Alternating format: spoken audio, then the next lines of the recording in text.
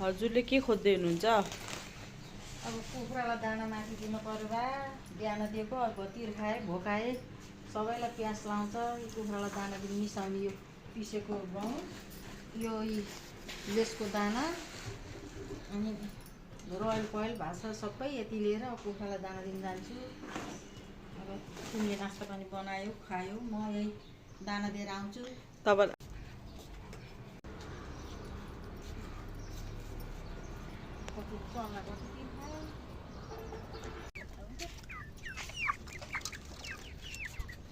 गोलको कहाँ लौका नि उनको पखाइ